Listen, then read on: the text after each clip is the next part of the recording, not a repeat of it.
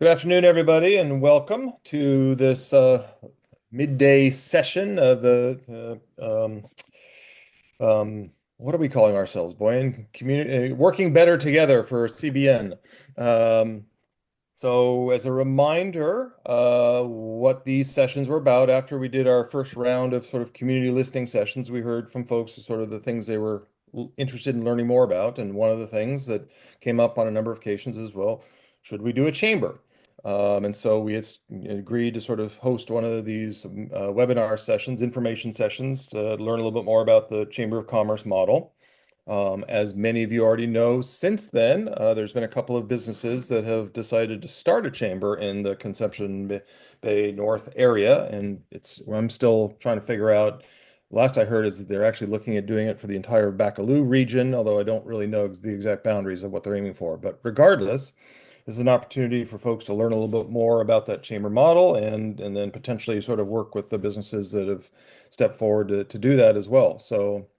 Welcome, everyone. Glad you could be here. Myself and my colleague Moyne Fierce will be sort of co-facilitating the session this afternoon.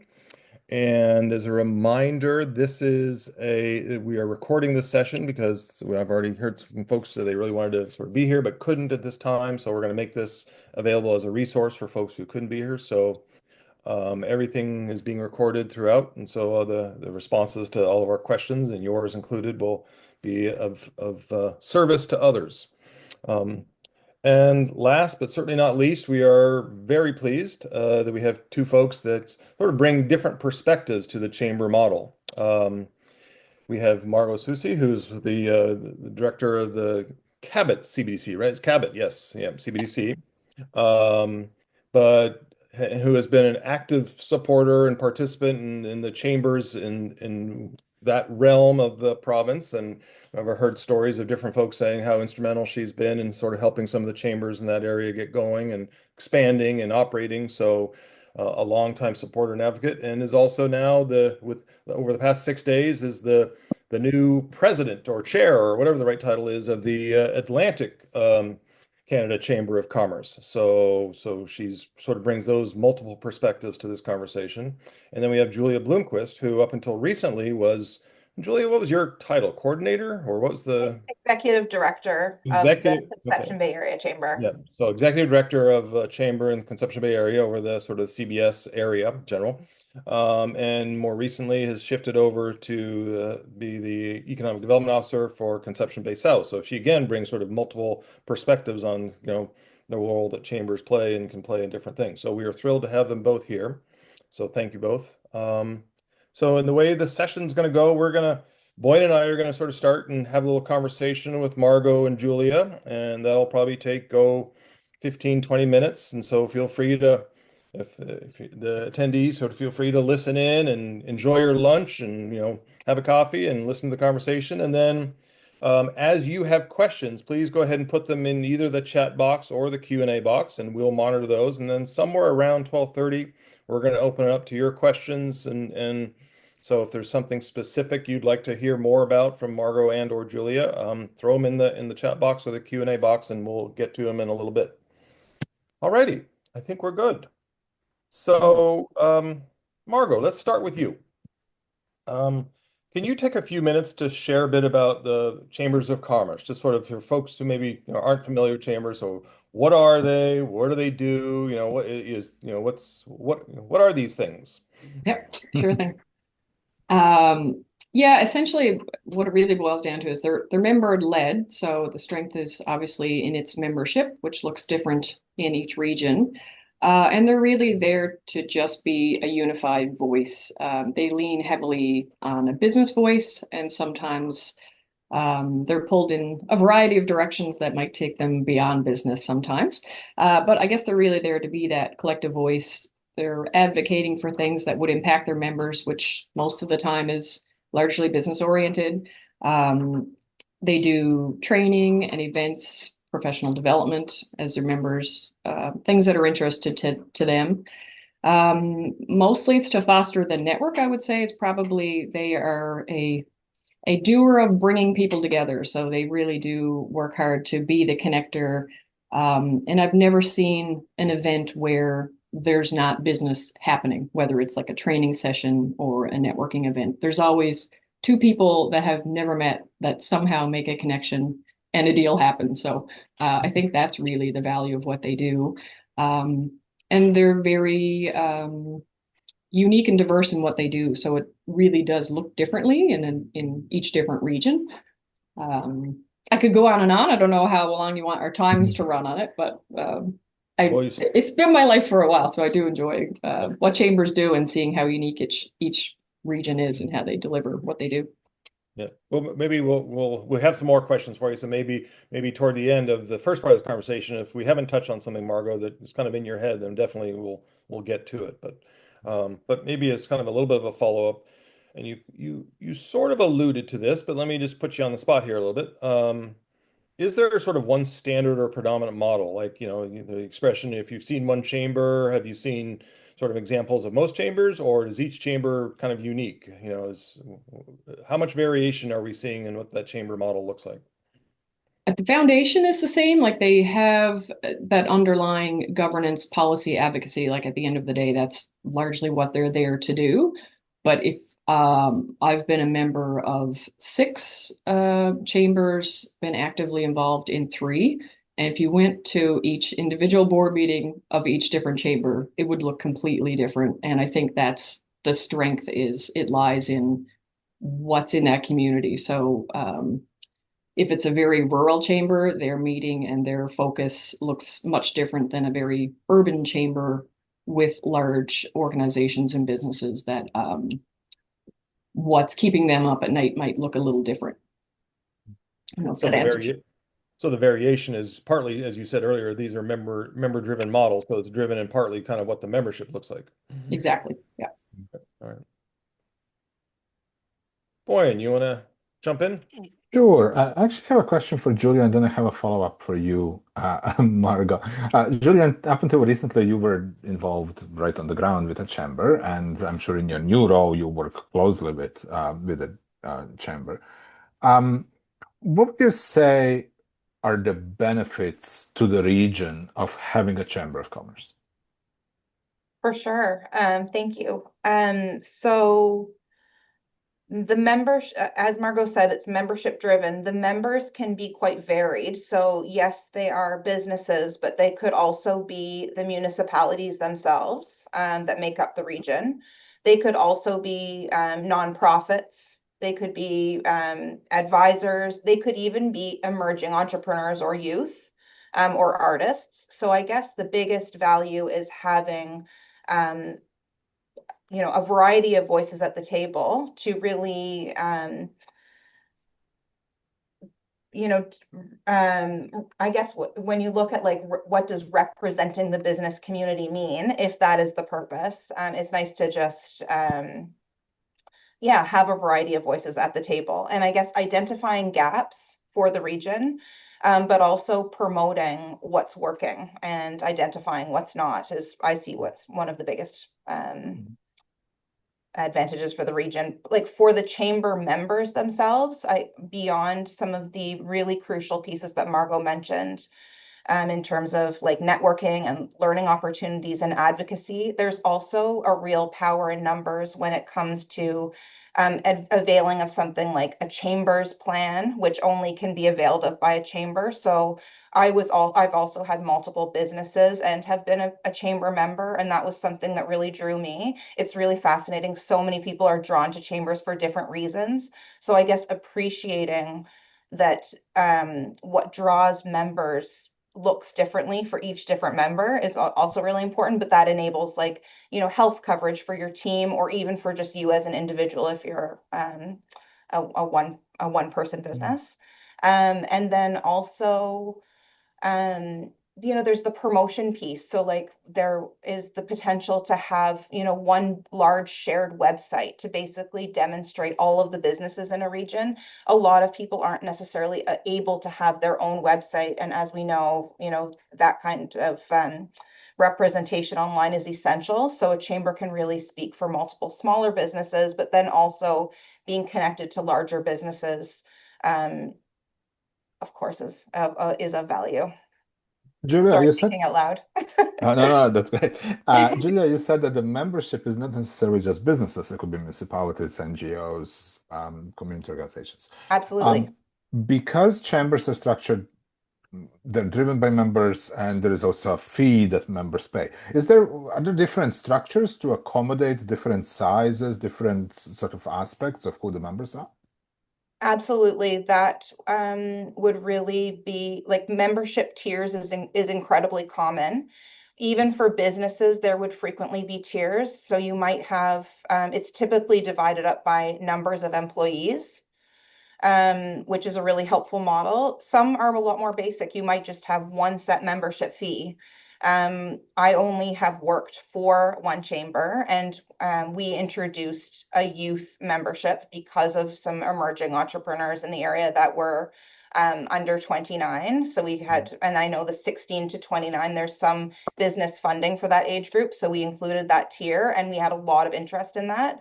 The nonprofit membership is also, I believe it's quite common, but that was important to us to have it as a really accessible rate.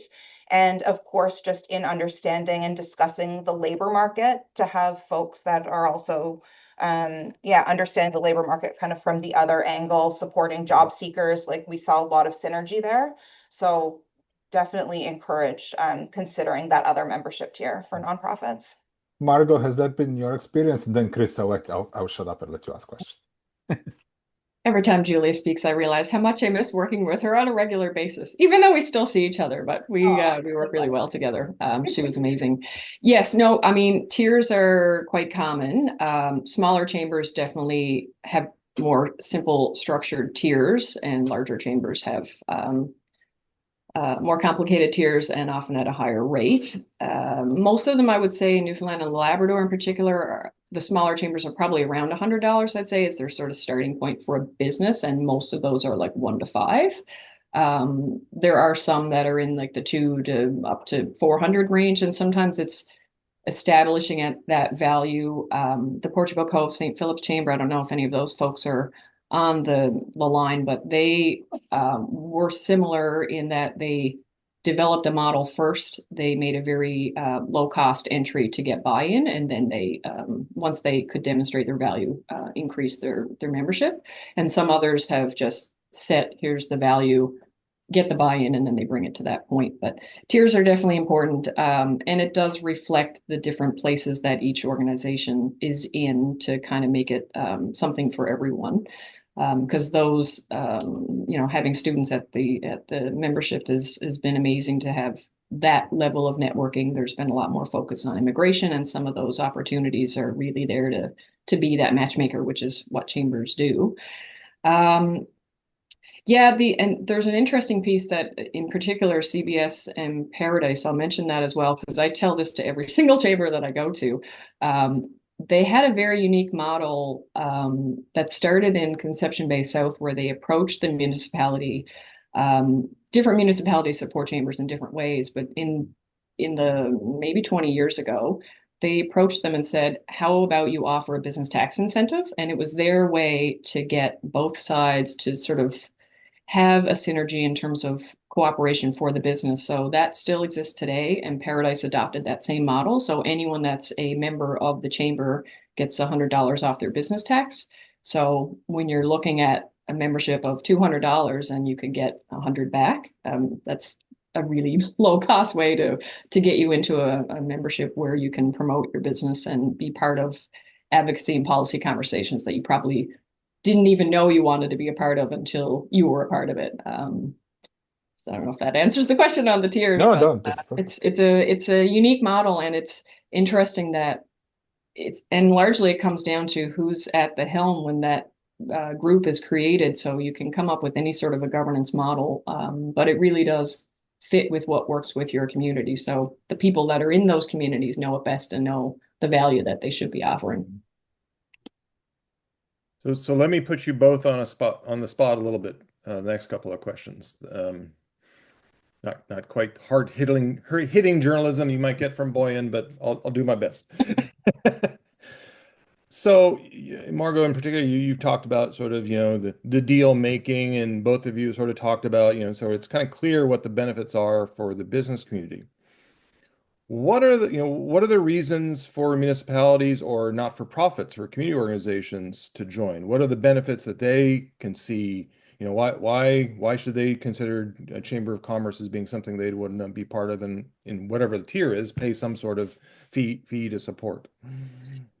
Yeah, sometimes it could just be the issue that could be the flavor of the day. So the municipality might also be dealing with provincial or federal challenges. So there could be things that chambers advocate for, like cutting red tape or interprovincial trade between provinces, that those municipalities are impacted.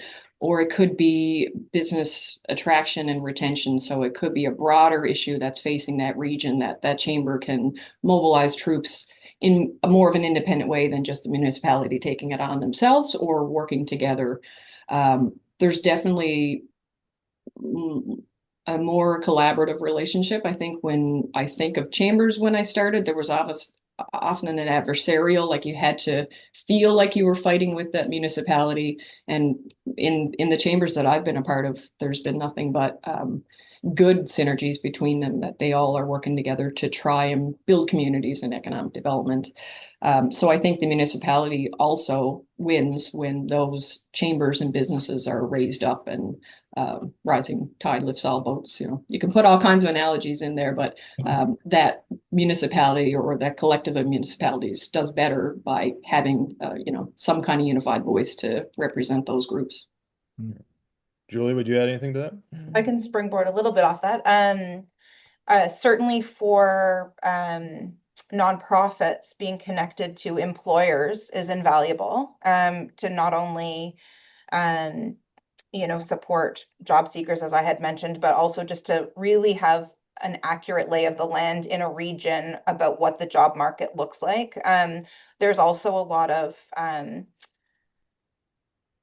through the nonprofit world, there's a lot of people that just bring unique expertise that would still be, I guess, just the closer we're connected. I think there used to be a lot of silos in between, like the business community and the nonprofit world, but the more they're connected, there's just collaborative projects that you can move forward. And not to mention that the chamber is typically also a nonprofit model for availing of funding. There's a lot of creative discussions when a municipality is identifying a need within the community. It often can be further leveraged by having buy-in from a nonprofit and from a business or from the community at large.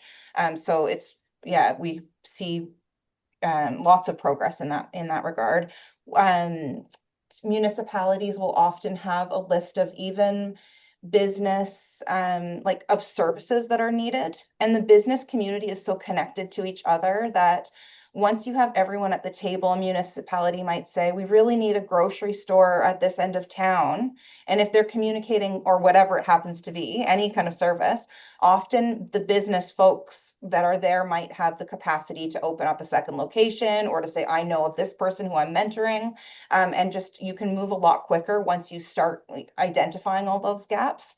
And then we noticed with the Conception Bay Area Chamber, in this Conception Bay South Paradise and Conception Bay Center area, we were invited to host and facilitate budget discussions, and there was a real richness of discussion around identifying those gaps, but also just candid dialogue over safety and I don't know, theft prevention and transportation, and just all sorts of infrastructure questions that the business insights were invaluable, and the municipalities have the mechanisms to be able to add support. So just lots of connections there. Great. So then maybe take both of your responses and let's expand them out even a little bit further. One is part of the discussions we've been having in the region, the issue of sort of broader regional development, having an entity that's able to help sort of not just go town by town, but sort of look at the broad region and first think more strategically and proactively. what role or roles, if any, can chambers play to support that sort of function, a broader regional development, forward thinking, strategic thinking type of process? Is there a place for chambers to help with that?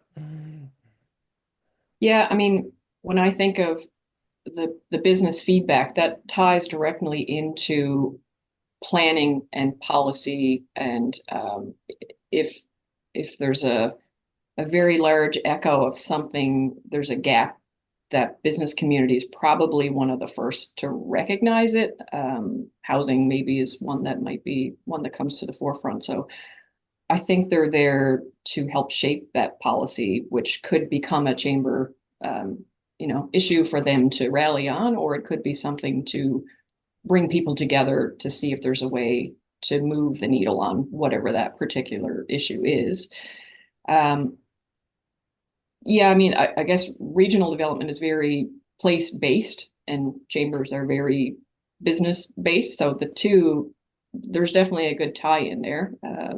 I think there, and sometimes you want that independent entity to rally the troops because they have a different lens that they're looking at the community as a whole, but from a different perspective.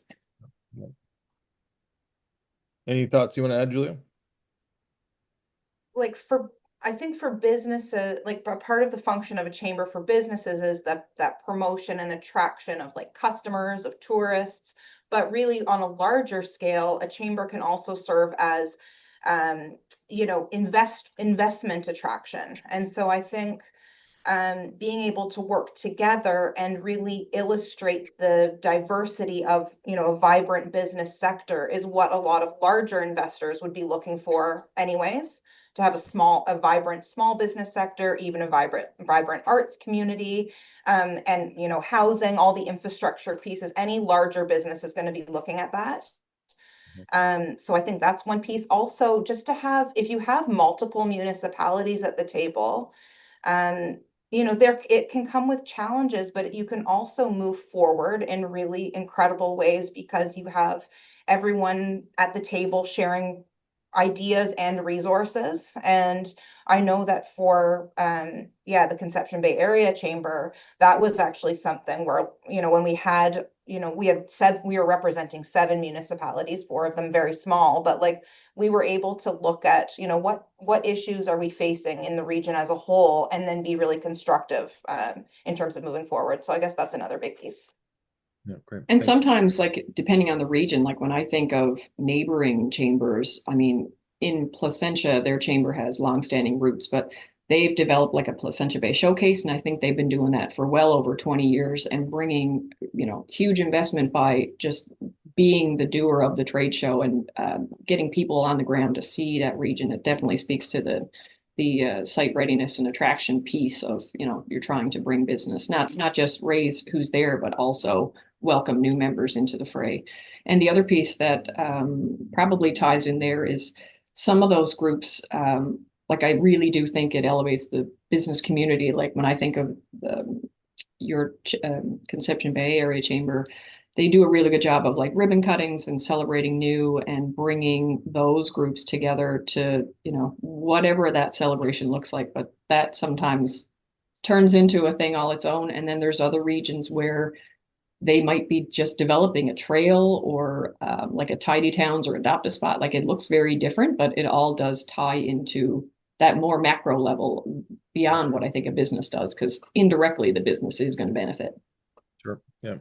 So before I hand it back to you, Boyne, so a quick reminder to our attendees.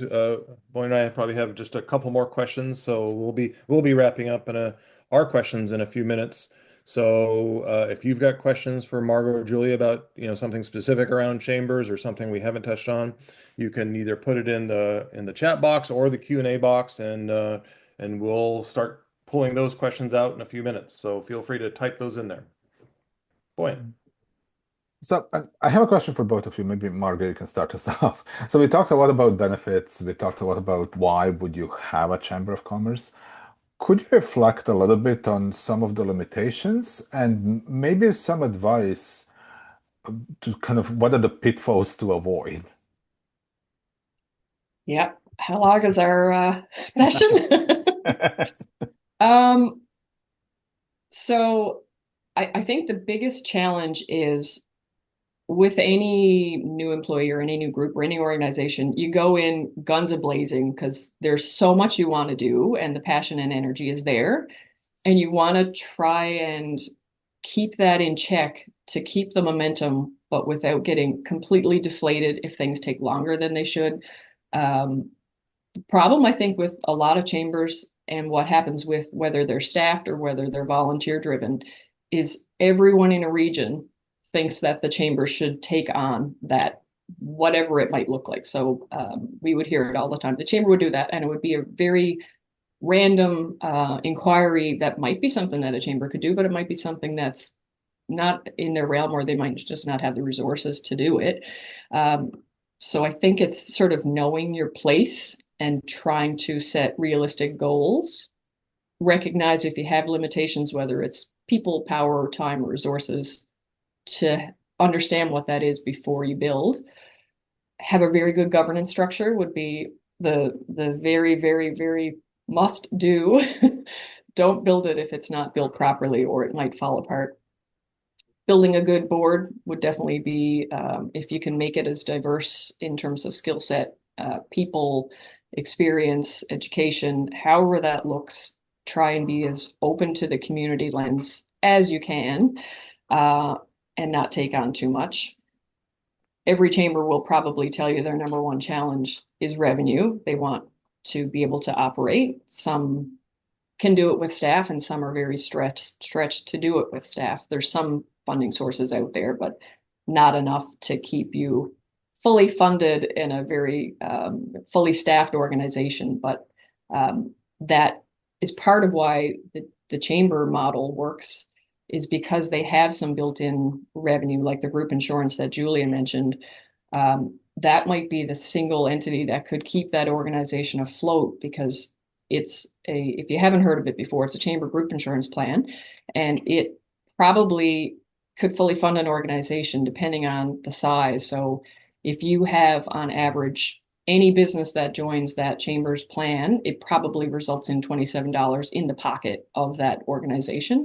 So if you have 70 businesses signed on to that, that could fully fund a part-time person at a competitive salary for a year, which would give you enough momentum to be able to continue to do the things that you do. And it is a really good program that wouldn't exist. Sometimes I've seen it where we've had members have had someone pass away, and that program was a critical element to keeping the business afloat. So those built-in non-due revenue generating type incentives are really there to help build that organization.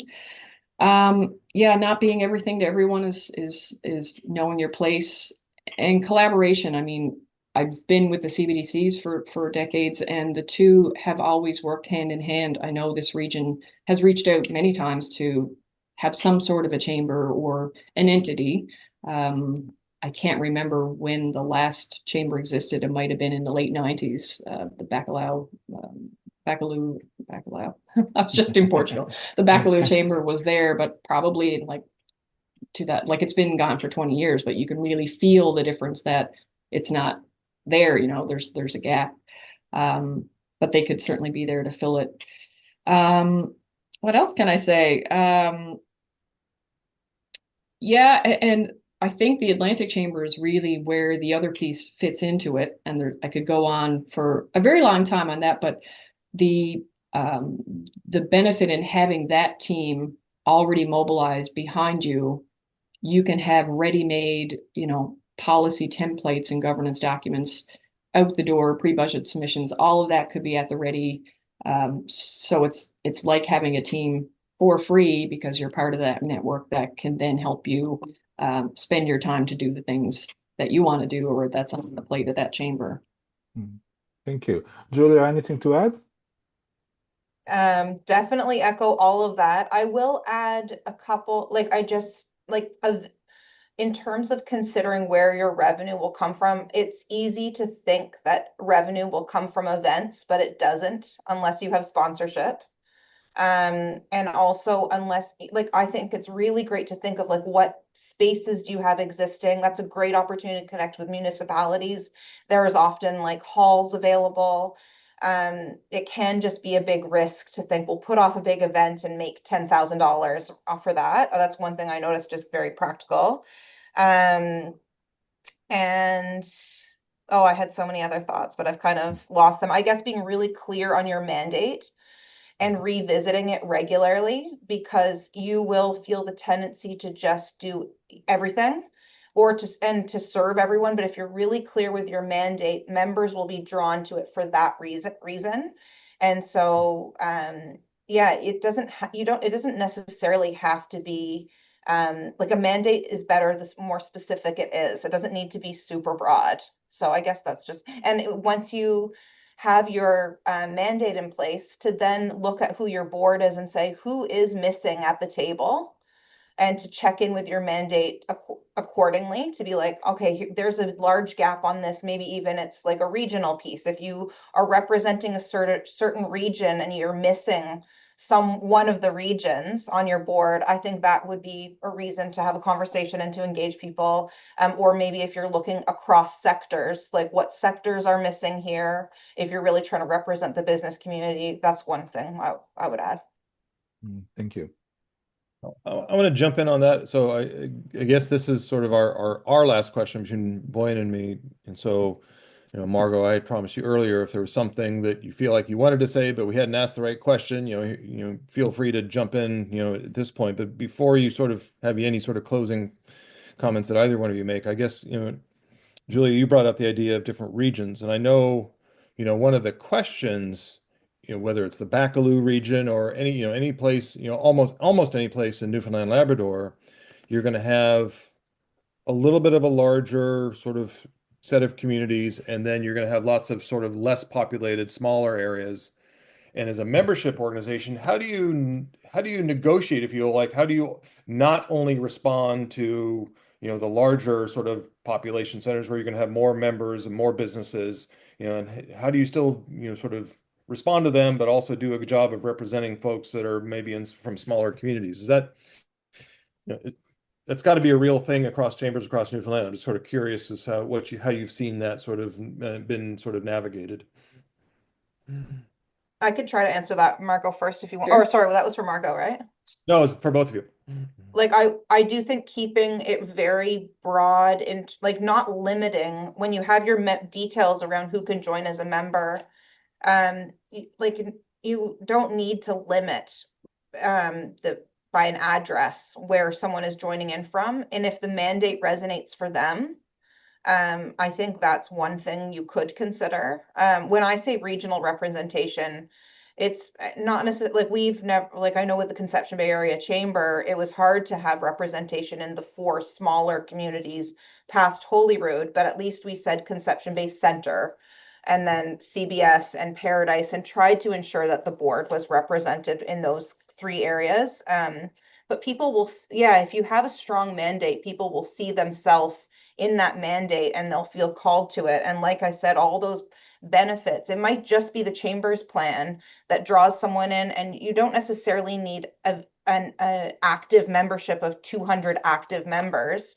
They might be feeling just really grateful to be a part of an organization that offers them access to the insurance plan alone. And that's okay. That's okay as a win if that's part of the purpose, is giving people what they need. So I guess just cautioning around that and understanding that people find value in different ways.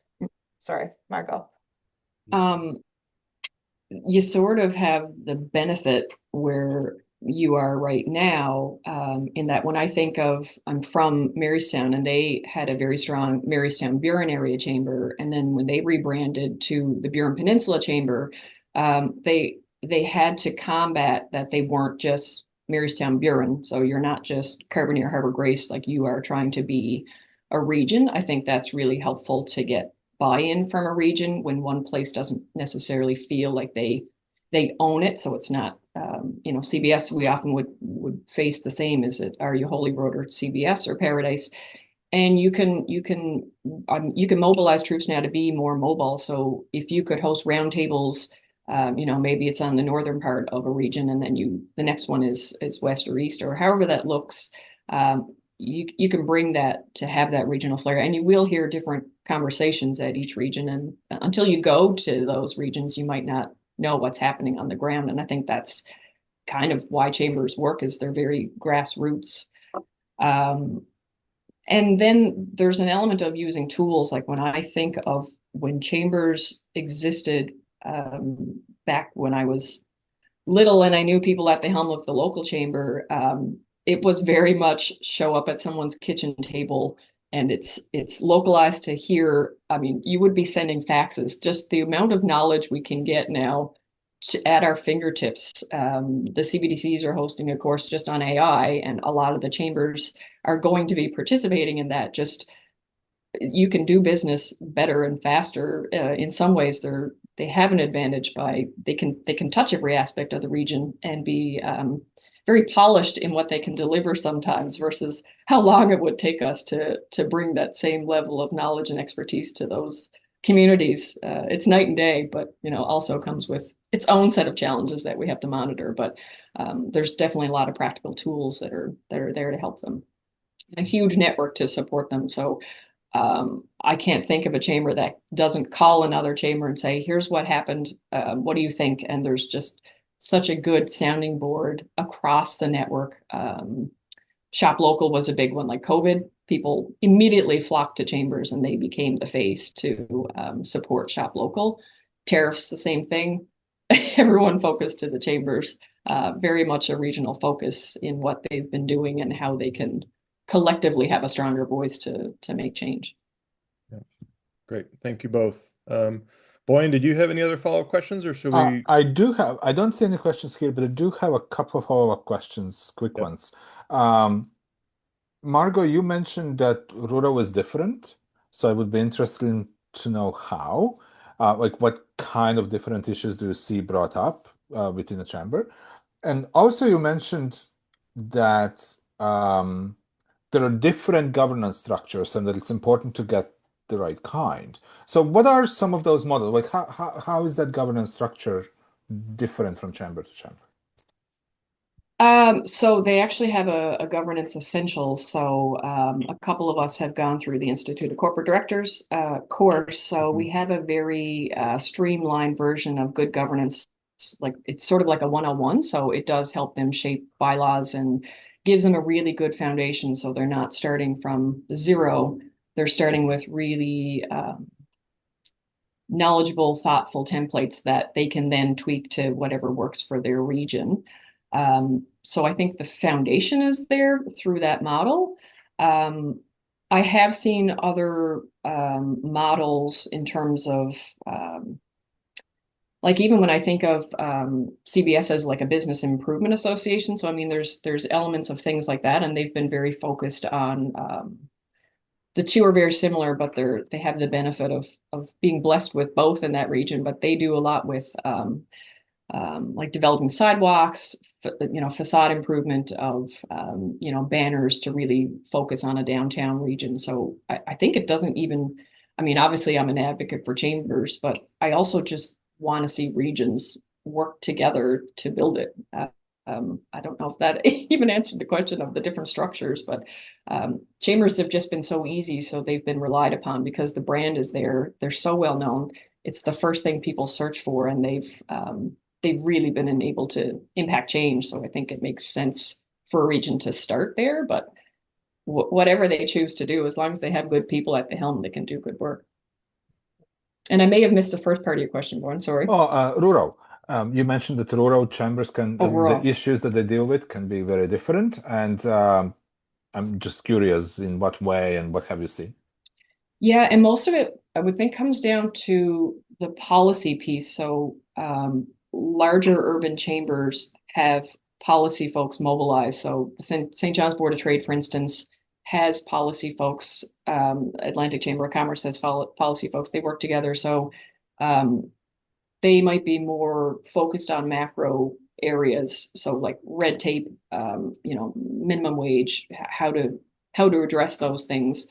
Rural chambers might just be focused on business retention and expansion, or how to market those businesses, or offering PD. It might look different to different groups.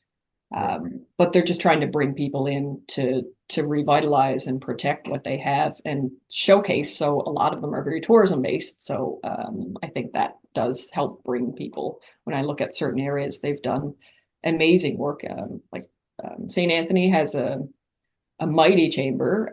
They have a holiday passport program that they developed that I think they had 30 or 40,000 holiday passports. That was somewhere in the vicinity of 6 to 8 million that they generated. That I had to double check the numbers myself, because it just seemed, how could that simple chamber initiative have such an impact? But it was wild. Like, it took off like wildfire. So you think about that from an impact of that much more money is being kept there instead of at Amazon. That's a huge impact. A very simple, small chamber, and they grew their membership because of that. They grow their group insurance because of that, and then they can live to see another day to fight all the other fires that they're fighting. So Boyan, I'm not seeing any other questions. I think either we've overwhelmed folks, or we've done an amazing job and covered everything that's critical. I can mention one other thing that just came to mind for like best practices, or yes, please. That might be worth mentioning, especially for a new chamber. So there are websites that are designed specifically for chambers, like Membership Works or Growth Zone, or there are others. And one of the benefits that I noticed was that it can be hard to track like annual membership fees if you're just asking for a check to be sent in.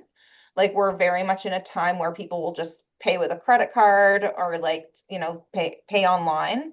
And so a platform like that, if there is any funding, at least for initial setup, could be of real value. And it also enables any member to manage their own profile. So I could just foresee that being something that is worth a discussion, because of it also enables that kind of on website public facing view. So that, and also they track in terms of credit cards, those platforms, among others, that are designed for chambers, they also have securities embedded so that you don't have all the credit card numbers, they secure them. So it's a very like logistical best practice, but I would highly recommend keeping that in mind with any kind of chamber, or even like a professional association, even if it wasn't called a chamber, that's some sort of mechanism to track all the members.